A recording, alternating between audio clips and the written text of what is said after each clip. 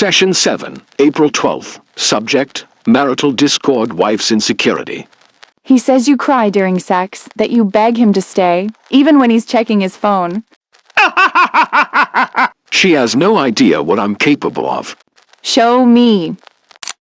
That wasn't a session recording. That was my husband. And our therapist, planning how to break me. Welcome.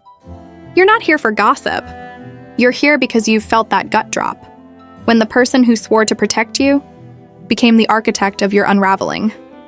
They met at a tech conference in Austin.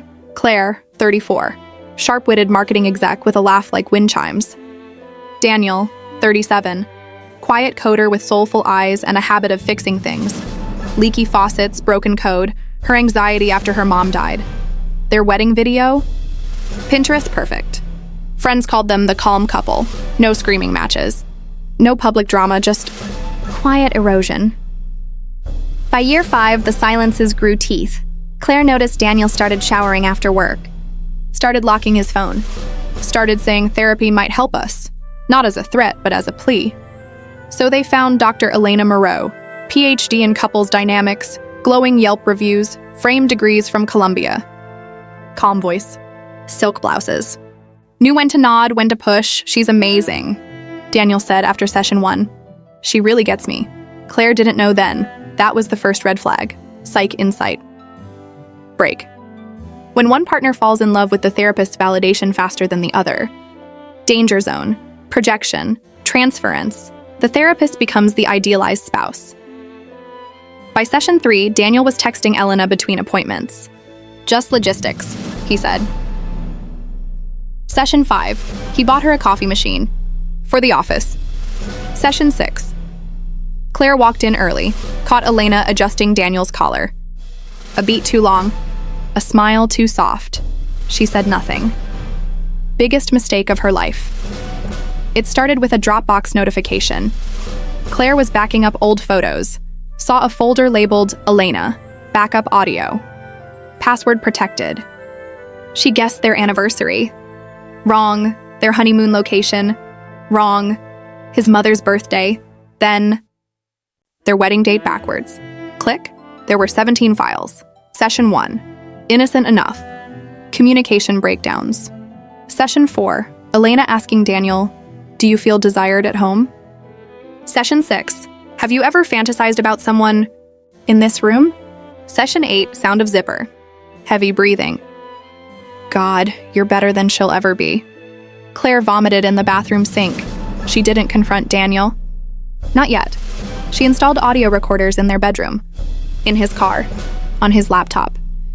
What she captured next broke her in ways divorce never could. Daniel whispering to Elena, she's getting suspicious. Play the victim? Say she's paranoid. Elena coaching him.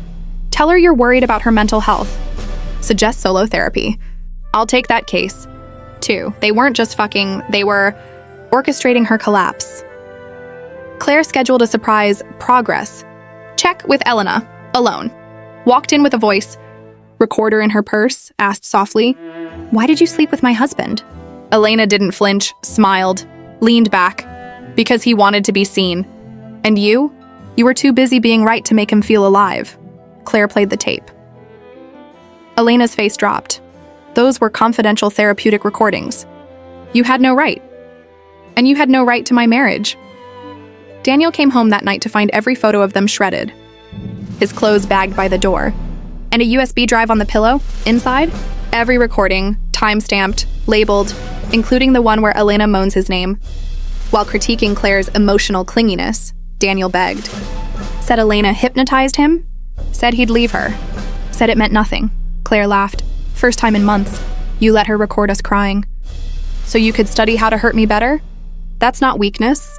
That's cruelty. She filed for divorce. Full custody. Emptied joint accounts. Hired a lawyer who specialized in therapeutic malpractice. Elena lost her license within 90 days. Board ruled gross ethical violation. Predatory transference. Unauthorized recording of clients. But here's the twist. Elena countersued, claimed Claire violated privacy laws by stealing recordings. Case went viral. Therapist affair trended for 3 weeks. Reddit threads exploded. Was Elena a predator or a homewrecker? Is Daniel pathetic or evil? Would you release the tapes? Custody battle turned ugly. Daniel tried painting Claire as unstable, citing the illegal recordings. Judge threw it out. When trust is weaponized by a licensed professional, self-defense isn't illegal. It's survival. Claire moved cities, changed her name, started a support group, betrayed in therapy. Daniel? Last seen bartending in Denver. Instagram bio, rebuilding. One day at a time. Elena? Disappeared. Rumor says she's writing a memoir, The Client Who Broke Me. Claire still wakes up some nights hearing that tape click. But now, she records over it with laughter, with new love, with silence and the good kind. So, what would you have done? Forgiven for the sake of kids? For closure? For the ghost of what you once had? Destroyed them? Leaked everything? Watched their lives burn on social media? Or disappeared? Like Claire. Let them rot in the echo of their own shame? Here's the truth they don't tell you in therapy. Some betrayals aren't meant to be healed. They're meant to be survived. And sometimes, the most powerful revenge is becoming someone they can't recognize. Session 18. Subject, freedom. Diagnosis, finally, unrecorded.